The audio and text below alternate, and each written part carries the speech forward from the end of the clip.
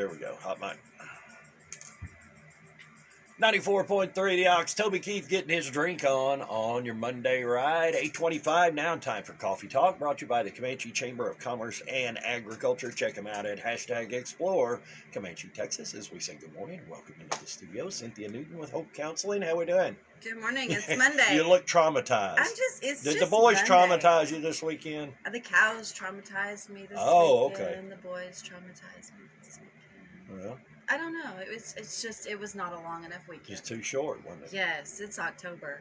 Yeah, and it feels like it out there too. It does. It's really nice. It's rather nice until This this is afternoon. probably our week of fall right here, and then next weekend it'll be 28 degrees or That's something. right. There you go. That's Get right. you some of that. Right. You just never know in Texas. That's so right. It is what it is.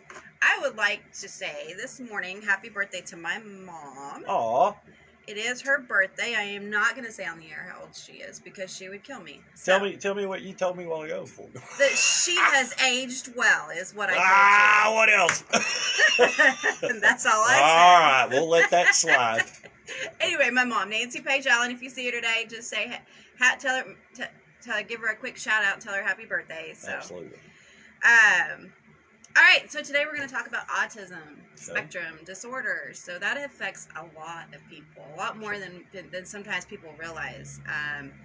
And it's something that it's like, oh, we hear autism. Okay, well, it's this, whatever. And I mean, there's so many myths out there about it, and there's so much mixed information, I guess would be the way to put that, and I just thought it was a good time, and my interns, of course, who helped me do all the research and get everything together, which I appreciate them greatly. This is what you need to talk about. This is what I needed to talk about this morning, so this is what we're talking about. Okay.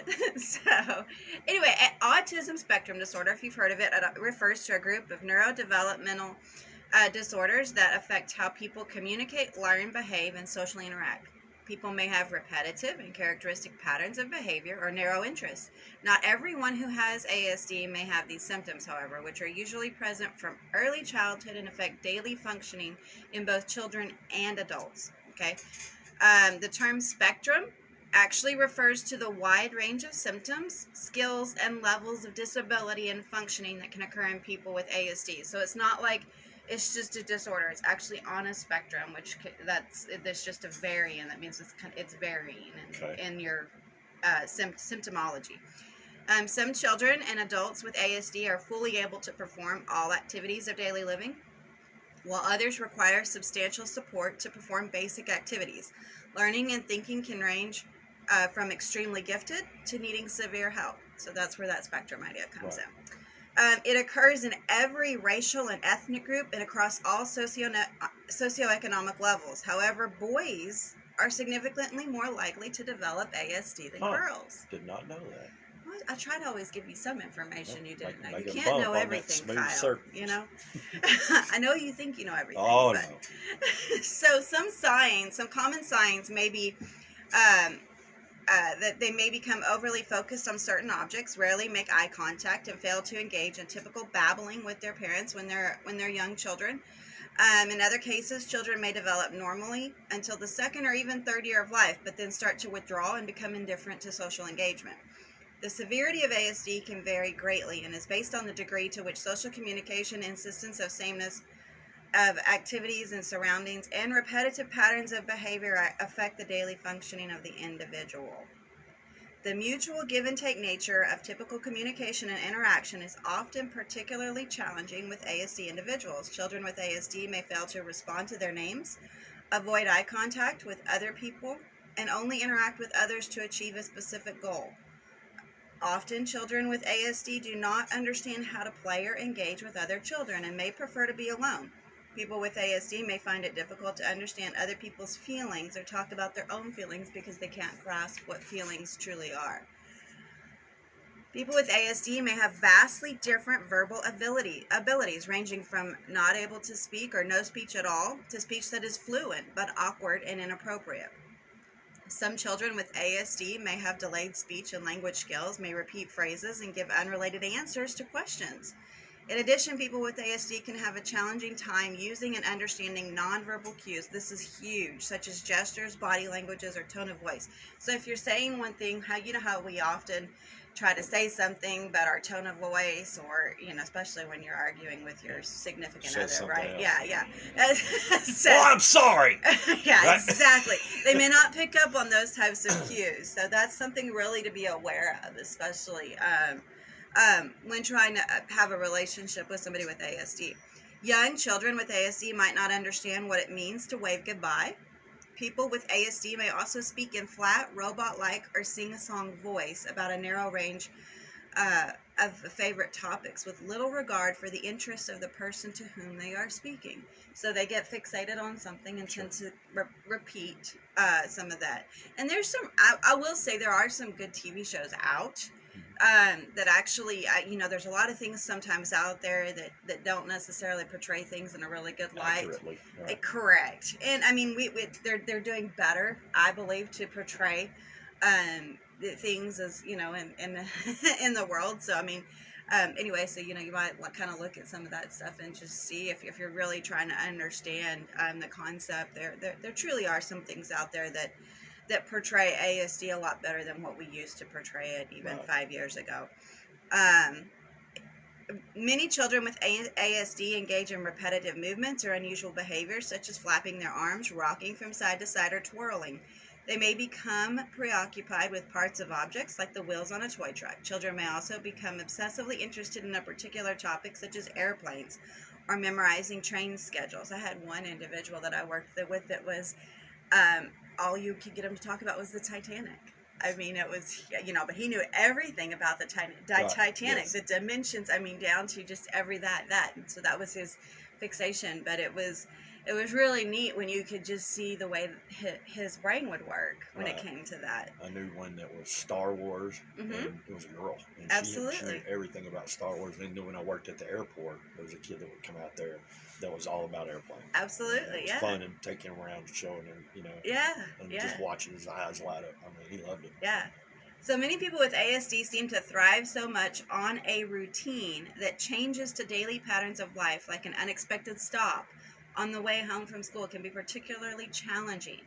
So some children may even get angry or have an emotional outburst, especially when placed in a new or overly stimulating environment. So that's something to be aware of.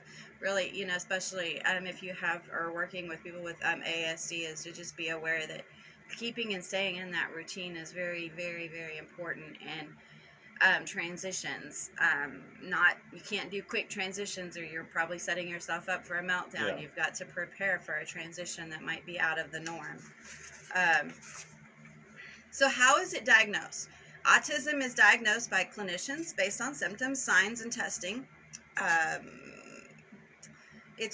Children should be screened for developmental delays. Usually your pediatrician will start screening, from the beginning. And during your periodic checkup, specifically for autism at 18 and 24-month well-child visits is when they really start looking at possibility, because those are some of the indicators that might come up, such as no babbling or pointing by age 1, no single words by 16 months or 2-word phrases by age 2, no response to name, loss of language or social skills previously acquired, poor eye contact, excessive lining up of toys or objects, no smiling or social responsiveness. Later indicators might include impaired ability to make friends with peers, impaired ability to initiate or sustain a conversation with others, absence or impairment of imaginative and social play, repetitive or unusual use of language, abnormally intense or focused interest, preoccupation with certain objects or subjects, inflexible adherence to specific routines or rituals. If screening instruments used do indicate the possibility, a more comprehensive evaluation is usually indicated, and that can be through a multidisciplinary team approach with psychologists, neurologists, psychiatry, speech therapists, and other professionals who help to diagnose and treat.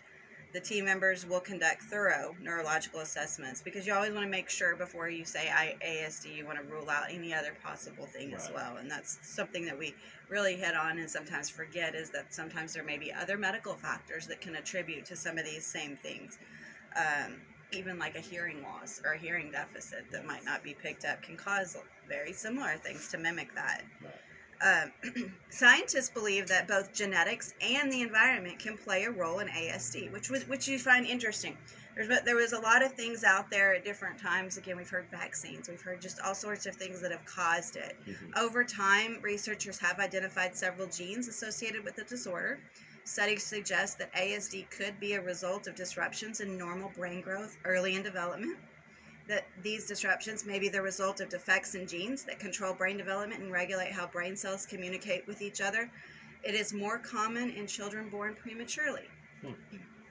The theory that parental practices are responsible for ASD has long been disproved. Multiple studies have shown that vaccination to prevent childhood infectious disease does not actually increase the risk of autism in the population. So for a long time, we really thought that, okay, it was related to vaccines, but we've done enough long-term studies to see that that's not actually a true indicator. So do the symptoms change over time? For many children, symptoms improve with age and behavioral treatment. During adolescence, some children with ASD may become depressed or experience behavioral problems, and their treatment may need some modifications as they transition to adulthood. People with ASD usually continue to need services and support as they get older, but depending on the severity of the disorder, people with ASD may be able to work successfully and live independently or within a supportive environment. So this isn't a death sentence, so to speak, or it's not a disability sentence. There are plenty of people with ASD that are out there working. It's a matter of finding what works for them. Sure. How is it treated? So there is no cure for ASD. Therapies and behavioral interventions are designed to remedy specific symptoms and can improve those symptoms. Some symptoms can be treated with medication. The ideal treatment plan coordinates therapies and interventions that meet the specific needs of the individual. Most healthcare professionals agree that the earlier the intervention, the better. Okay, so early behavioral and educational interventions have been remarkably successful in many children with ASD. In these interventions, therapists use highly structured and intensive skill-oriented training to help children develop social and language skills, such as applied behavioral analysis, which encourages positive behaviors and discourages negative ones. In addition, family counseling for parents and siblings of children with ASD often helps families cope with the challenges of living with a child with ASD. This is huge. It's very, very, very, very, very overwhelming, especially if you have multiple siblings, because siblings may have an issue with, okay, well, they're getting more attention and not fully comprehend that it's not that they're getting more attention, they just require more. Medications, well, medication cannot cure ASD or even treat its main symptoms. There are some that can help with related symptoms, such as anxiety, depression, and OCD. Antipsychotic medications are used to treat severe behavioral problems. And seizures, which can sometimes be associated with ASD, are treated with anticonvulsant drugs. Medication used to treat people with ADHD can be used effectively to help decrease impulsivity and hyperactivity in people with ASD.